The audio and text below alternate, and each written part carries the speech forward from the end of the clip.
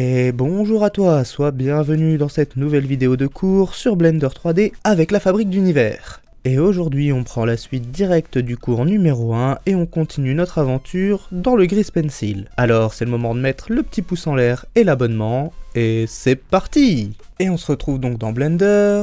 Dans la vidéo précédente, je vous ai demandé d'installer un add-on, en l'occurrence l'add-on Grease Pencil Tools. Si vous ne savez pas comment installer un add-on dans la version 4.2, allez voir la vidéo précédente, j'y explique la démarche. Et aujourd'hui, il est important qu'il soit installé parce que je vais vous montrer à quoi il sert et quels sont les outils qu'il embarque.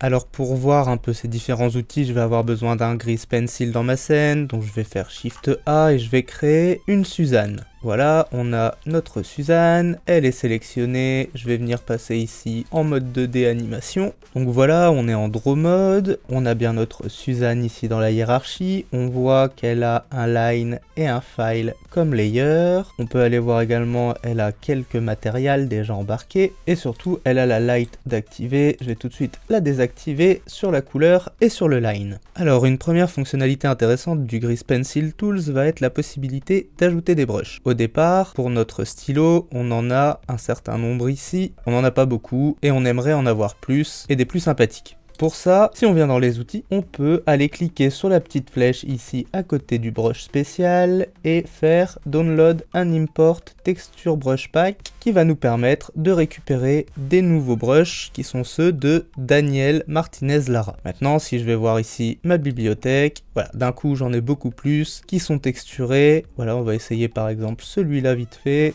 On va en mettre sur la couleur, on va venir lui mettre des cheveux. Voilà, je peux changer la couleur du matériel ici en haut. Et voilà, ça c'était la première fonctionnalité, celle qui permet d'importer des brushes. Une deuxième fonctionnalité, ça va être la possibilité, à la manière d'un autre logiciel de conception 2D, de faire pivoter notre calque pendant qu'on travaille. Donc pour faire pivoter le canevas, on va utiliser le raccourci CTRL plus ALT plus clic molette. Et là, on va pouvoir faire pivoter, vous voyez, le canevas pour travailler.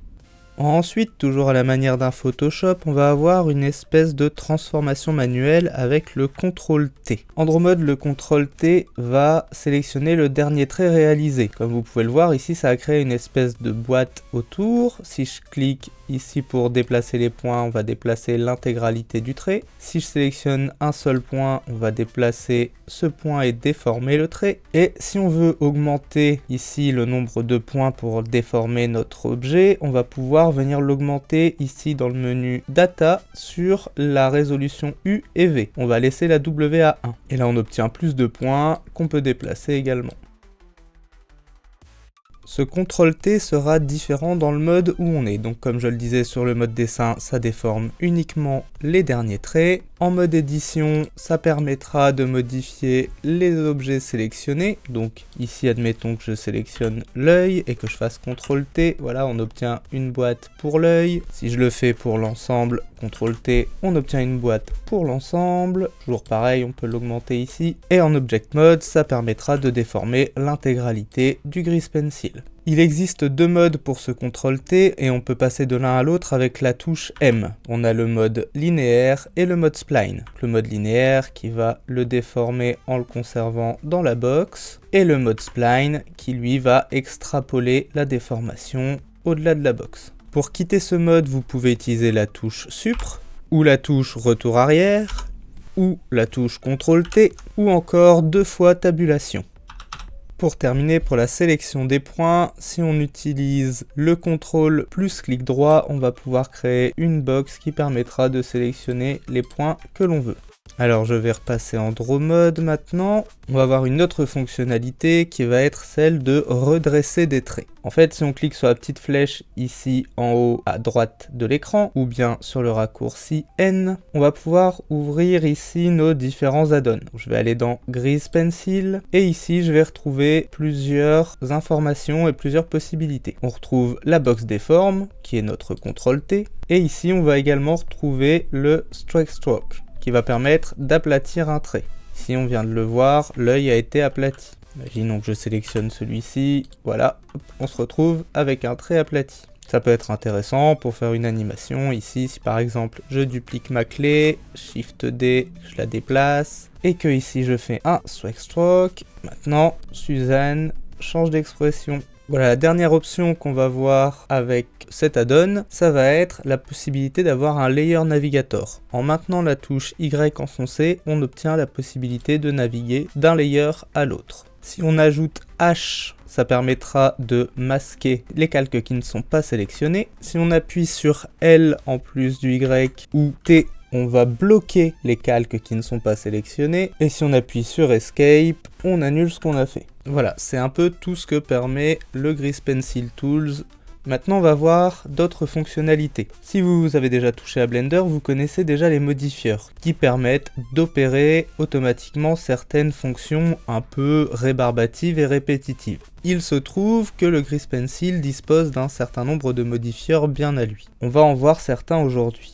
Par exemple, on peut lui mettre un modifieur de type Noise. Celui-ci va créer du bruit dans les traits tout au long de l'animation. On va pouvoir régler ce bruit à l'aide des options et des barres de réglage qu'on va trouver ici. La possibilité de gérer son random et également une petite influence ici qui va nous permettre de le mettre sur uniquement un calque. Par exemple ici j'ai exclu le calque de Cern, le line.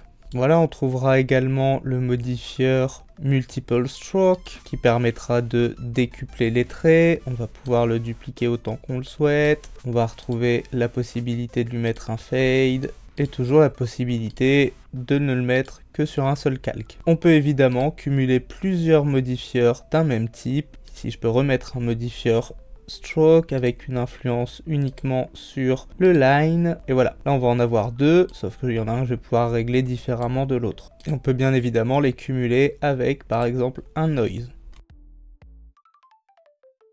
Et comme j'ai pu vous le montrer dans la première vidéo, quand il y a un petit point à côté, ça veut dire qu'on peut y créer une clé d'animation. On la verra pas ici, on la verra certainement en Action Editor. Je peux également vous montrer le outline ici qui va permettre de créer une ligne autour de nos lignes. Vous voyez, tout ce qui était liné est devenu tout fin et on va pouvoir gérer la thickness du cerne, le nombre de subdivisions pour la qualité, si on veut de la déformation, et toujours la possibilité d'influencer uniquement certains calques si on le souhaite. Pour le prochain modifieur que je vais vous présenter, je vais passer sur un autre projet, un projet en 3D. Donc ici on a un objet 3D, en l'occurrence la Demon Special 00 de Satanas et Diabolo dans les fous du volant. Et le prochain modifieur va permettre lui de créer un line autour d'un objet 3D. Pour ça on a besoin donc d'avoir un Grease Pencil, je vais faire Shift A, je vais créer un nouveau Grease Pencil blanc. Donc j'ai bien mon Grease Pencil ici dans la hiérarchie, et donc ça va créer un line autour de l'objet 3D visible face caméra, afin d'alléger les calculs et de ne calculer toujours que ce qui se trouvera à la caméra. Donc je vais venir sur les modifieurs, et c'est le modifieur Line Art. Dans ce modifieur, on va pouvoir gérer une collection, un layer support, et un matériel pour ce layer. Et également tout un tas d'options pour savoir comment on va faire apparaître les traits. Donc de base, nous on l'a mis sur Source Type Collection, parce que je vais le mettre sur la collection qui me sert pour mon objet ici. Je la glisse ici dans Collection. Je choisis le layer support, puis je choisis le matériel. Et comme vous pouvez le voir, ça a converti ici mon Grease Pencil en un line pour mon objet 3D. Je peux en gérer la taille ici avec la thickness, son opacité également, et comme je vous le disais ici en dessous, tout un tas d'options pour savoir comment je veux que ça apparaisse ou pas. Est-ce que je veux qu'on voit les intersections? Si on zoome un petit peu, on va bien le voir. Hop, quand j'enlève les intersections, on voit que là où ça croise de la 3D, ça a disparu. Si je les remets, on voit que ça revient. Material border, qui vont être les bordures de matériel, quand sur un seul objet, on a deux matériels différents, etc., etc. Je vous laisserai aller les fouiller, il y en a beaucoup.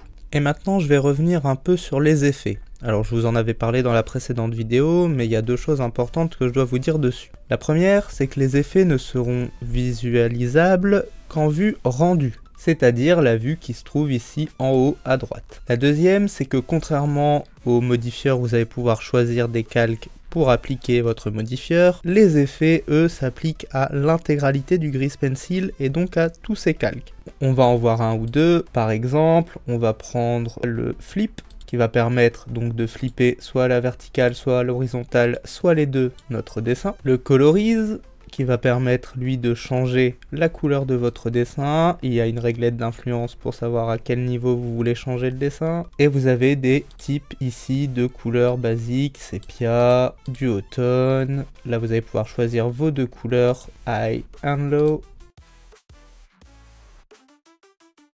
Transparent, qui va rendre plus ou moins transparent votre dessin.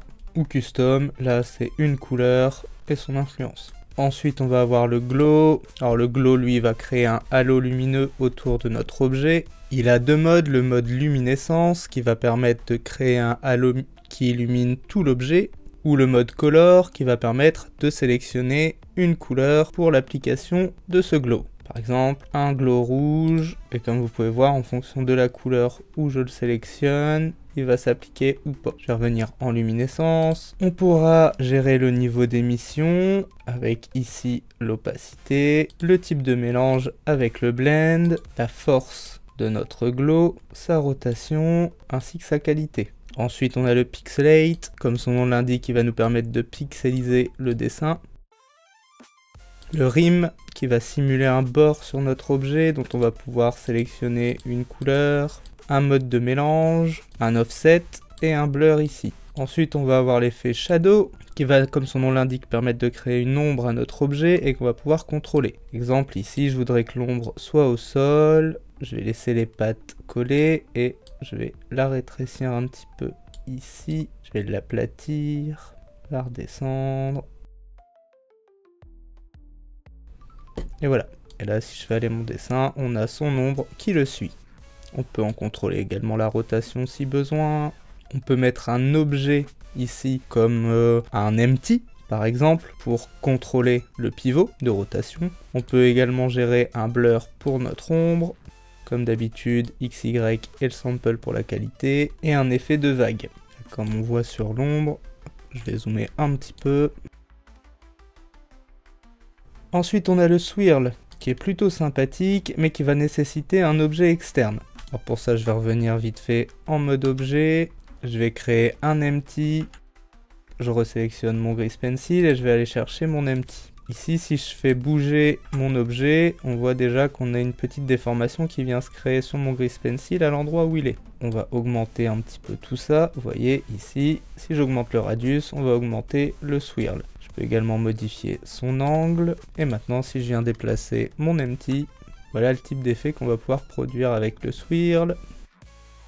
Et pour terminer, on va avoir le wave distortion qui lui va permettre de créer de la wave un peu comme dans l'ombre, on a pu le voir juste avant. Et donc voilà, ça c'était les différents effets que vous allez pouvoir utiliser en Grease Pencil. Dans cette vidéo, on a pu voir qu'avec le Grease Pencil Tools, on pouvait modifier notre line avec le CTRL-T. Dans la vidéo précédente, on a pu voir que c'était également possible en mode Edit directement avec les points. Et il existe une troisième possibilité, le mode Sculpt. Donc en mode Sculpt, on peut également venir modifier les points de notre courbe. Maintenant, encore une petite chose, pour les rendus, imaginons que dans ma scène, j'ai un objet 3D entre mon Grease Pencil et ma caméra. Si je vais mettre un cube, il est bien entre ma Suzanne et ma caméra. Suzanne, elle est même dedans, donc je vais même le ravancer un petit peu sur Y pour qu'il soit bien devant ma Suzanne. Et si j'effectue un rendu d'image, on constate que Suzanne est quand même devant mon cube. Ça, c'est parce que de base, la priorité est donnée au Grease Pencil. Si vous voulez faire du mix 2D 3D, ça peut vite poser problème. Pour régler ça, on va se rendre ici dans le menu View Layer et on va activer la valeur Z. Et maintenant, si j'effectue un rendu, ma Suzanne est bien derrière mon cube. Encore une chose, la vue est très importante. C'est-à-dire que si vous êtes en vue solide, vous verrez les modifieurs s'appliquer, autant qu'en vue matérielle ou en vue rendue. Par contre, les effets ne s'appliqueront qu'en vue rendue. A l'inverse, de base, l'Onion Skin n'est pas visible en vue rendue. Elle est visible en vue matérielle ou en vue solide. On peut voir ici la frame précédente et la frame suivante, mais pas en vue rendue. Rassurez-vous, on peut quand même l'activer si besoin. Donc on va dans le menu Data, et on a plusieurs petits menus display. Alors on en a pour les layers, mais celui qui va nous intéresser, c'est celui qu'on va retrouver en bas de l'onion skinning. Et ici, vous pouvez faire View Inner Render. Et maintenant, on l'a bien en vue rendue. Et pour terminer cette vidéo, je vais vous présenter un add-on qui n'est pas intégré à Blender. Alors je vais vous mettre le lien en description pour le télécharger. Il s'appelle Story Tool Master. Pour le moment, si je veux passer d'un Grease Pencil à un autre, si j'en fais un nouveau dans ma scène, si je veux passer d'un Grease Pencil à un autre, je suis obligé de repasser par le mode objet. Donc je suis en train de dessiner, je dois repasser par le mode objet pour aller chercher mon autre Grease Pencil, repasser en draw mode, etc. etc. C'est pas très pratique. Si je veux aller chercher mes matériels, alors je peux les retrouver ici, mais si je dois les modifier, etc., je dois forcément retourner dans le menu de matériel. Encore une fois, c'est pas très pratique de devoir passer du menu layer au menu matériel, de devoir régulièrement repasser en mode objet pour changer de Grease Pencil ou pouvoir gérer la caméra. C'est à tout ça que va nous servir le Story Tool Master. Donc on va l'installer. Pour installer un add-on depuis votre disque, une fois que vous l'avez téléchargé, vous le laissez en mode zip. Vous allez dans Préférences, Add-on, dans le menu Edit, et vous faites Install from Disk. Vous allez chercher là où vous l'avez stocké, et c'est parti. Alors moi je l'ai déjà installé, je vais le rechercher ici, et je vais juste l'activer. Donc vous voyez Story Tools, Storyboard Tools, je vais l'activer. Et là, on a d'un coup des nouvelles choses qui sont apparues. On va déplier comme tout à l'heure le menu sur le côté avec N, et on va se rendre compte qu'on a maintenant un Story Tool ici. Et comme vous le voyez, on va pouvoir passer d'un Grease Pencil à un autre dans le menu Drawing. Donc là, je suis sur Suzanne, je peux bosser sur Suzanne. Maintenant, je vais sur Grease Pencil, je peux bosser sur le Grease Pencil. En dessous, je vais retrouver ces différents layers. Pareil, je vais pouvoir passer d'un layer à l'autre. On va retrouver également les différents matériels, les brushes, les couleurs, toujours la palette de couleurs, ainsi que les outils du Grease Pencil Tool qui viennent se mettre ici. En haut, on va pouvoir également gérer les caméras de la scène si on en a plusieurs. Et ici en bas, on a également des icônes qui sont apparues. Alors ici, avec ces icônes, on va gérer le Grease Pencil. Donc là, je vais déplacer le Grease Pencil avec la main. Là, je vais zoomer, dézoomer. Là, je vais le faire pivoter. Là, je vais le grossir et le rétrécir. Je vais jouer sur sa scale. Là, je vais le redresser face caméra. Et là, je vais créer une clé d'animation pour l'objet Grease Pencil et non pas pour ses layers. Donc par exemple pour modifier sa scale ou sa rotation. Au-dessus, on va retrouver des options qui concernent les clés d'animation des layers. Avec celle-ci, on va pouvoir créer une clé nouvelle pour le layer actif. Avec celui-ci, on va pouvoir dupliquer la dernière frame. Et avec ces boutons, on va pouvoir passer d'une clé à l'autre. On retrouvera également un petit menu d'options qui nous permettra de savoir dans la dépose automatique des nouvelles clés combien on veut sauter de clés par exemple. Sur cette partie-là, on va retrouver la gestion de la caméra. Ici donc le déplacement de la caméra, zoom, dézoom, rotation, la caméra qui va se déplacer avec la vue, le blocage de la caméra et la possibilité de lui créer des clés d'animation. Donc on voit pas la clé d'animation de la caméra, pour ça faut revenir en timeline et on sélectionne la caméra et là voilà, on peut voir ici qu'on a bien une clé qui s'est créée. Ce bouton c'est pour passer en draw mode, donc il passe en draw mode sur le dernier Grease Pencil sélectionné. Et là-haut on va retrouver quelques raccourcis, donc un pour le pinceau, un pour un pinceau large et des gommes. Alors soit une gomme qui va gommer au point par point, soit une gomme qui va gommer des segments complets. C'est ici que la vidéo se termine. Avec celle-ci et la précédente, vous êtes armés pour utiliser le Grease Pencil. Si elle vous a été utile, n'oubliez pas de la liker, de la partager, de vous abonner, de la commenter. Et si vous le pouvez, de nous aider sur Tipeee. Tout ça aide énormément la chaîne. Quant à moi, je vous dis à une prochaine pour un nouveau cours sur la fabrique d'univers.